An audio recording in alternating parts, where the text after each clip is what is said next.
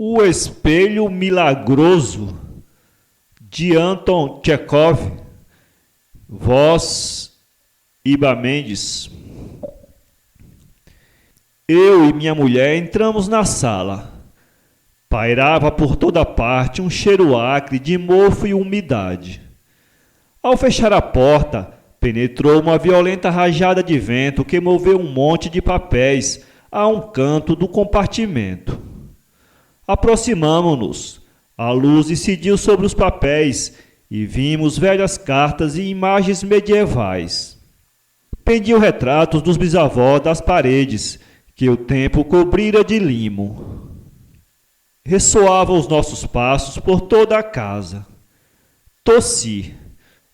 Um eco formidável respondeu à minha tosse, o mesmo eco que, sem dúvida, muitos anos antes, respondera aos meus avós. E o vento gemia num grande lamento. Na chaminé da lareira parecia chorar uma voz perdida. Grossas gotas de chuva cantavam, ao pé nas vidraças, uma melopeia fúnebre no meio das sombras. «Ó, meus avós!» exclamei num suspiro. «Se eu fosse escritor, que longa novela escreveria, inspirando-me nos vossos retratos. Todos velhos e velhas. Não teria algum desses sido jovem um dia?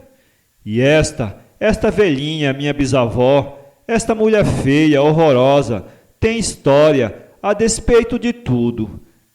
Está vendo ao ângulo da sala aquele espelho?» E apontei à minha mulher um grande espelho, com uma moldura de bronze, que pendia junto do retrato de minha bisavó. «Este espelho tem qualidades milagrosas», acrescentei. «Minha bisavó foi desgraçada por causa dele. Comprara-o a peso de ouro e só se separou dele no dia de sua morte.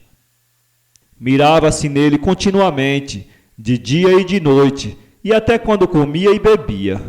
Ao deitar-se, levava-o para junto do leito. E pouco antes de morrer, pediu que o pusesse no ataúde, ao seu lado. E só não foi cumprido o seu desejo porque o espelho não cabia no caixão. Então era muito faceira? Talvez fosse, em todo caso. Mas não possuía outros espelhos? Por que se enamorara deste? Não conseguir achar outro mais bonito? Não. Há em tudo isto um segredo terrível, um verdadeiro mistério. Diz a lenda que neste espelho estava o diabo e que a minha bisavó tinha uma queda pelos diabos. Tolices naturalmente, mas o que é indiscutível é que o espelho tinha uma força misteriosa. Tínhamos nos aproximado pouco a pouco do espelho. Limpei com a mão o pó que o velava e, ao mirar-me no vidro polido, não pude conter uma gargalhada. Um eco surdo respondeu à minha risada. E como deixar de rir? O espelho deformava-se por completo a fisionomia, torcia-a, enrugava-a de modo estranho. O nariz aparecia sob o maxilar esquerdo, o queixo partido em dois pendia das orelhas, os olhos, sei lá onde estavam. Só não estavam no lugar próprio. Que gosto mais esquisito tinha minha bisavó, afirmei a rir. Minha mulher, vacilante, indecisa, sob a impressão da lenda dos diabos e da minha espalhafatosa atitude diante do espelho miraculoso, aproximou-se dele vagarosamente. E de repente aconteceu algo de horrível. Minha mulher, pálida, pôs-se a tremer da cabeça aos pés e deu um grito. O candelabro escapou-se-lhe das mãos, caiu no chão e a vela apagou-se. Mergulhamos numa escuridão completa. Naquele instante senti a queda de um corpo. Minha mulher desmaiara. Os gemidos do vento cresciam, rangiam as folhas de papel. Eriçaram-se-me os cabelos quando de uma das janelas se desprendeu a veneziana, caindo para o lado de fora com um ruído alarmante. Surgiu a lua por felicidade. Com a força que o desespero dá, agarrei minha mulher e carreguei-a do quarto dos meus antepassados. No dia seguinte ela voltou a si e, mal abrir os olhos, exclamou: O espelho, onde está o espelho? Eu quero o espelho! Durante uma semana não quis beber, nem comer, nem dormir. Pedia incessantemente o espelho. Como não lhe satisfizéssemos o desejo, chorava, arrancava o cabelo, tinha convulsões. O médico sentenciou que a sua saúde estava em perigo. Que a continuar assim, o mais provável seria que morresse por falta de alimentação e o excesso de nervosismo. Procurando então dominar a perturbação que sentia à simples recordação daquela sala, tornei a ela e levei o espelho da minha bisavó. Ao vê-lo, minha mulher começou a rir, numa expansão de felicidade. Segurou-o, beijou-o e continuou a olhar para ele com os olhos muito abertos. Passaram-se 10 anos. Minha mulher mira-se sempre no espelho da bisavó. Tal a minha antepassada, olha-se nele de dia e de noite, e quando come, e quando bebe. Terá o diabo voltado a morar no espelho? São tolices, porém minha mulher não desprega os olhos dele o dia todo. É possível que esta seja eu? Perguntou contemplando-se. E no seu rosto ruborizado havia uma expressão de alegria e de felicidade. Sim, sou eu mesma. Todos mentem, só esse espelho não mente.